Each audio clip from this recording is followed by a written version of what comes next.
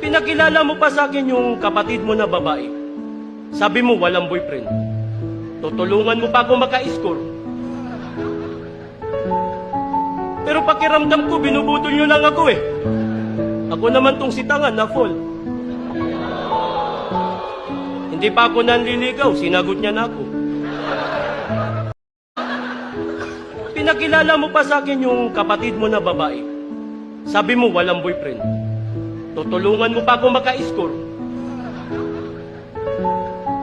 Pero pakiramdam ko, binubudol nyo lang ako eh. Ako naman tong sitangan na fall.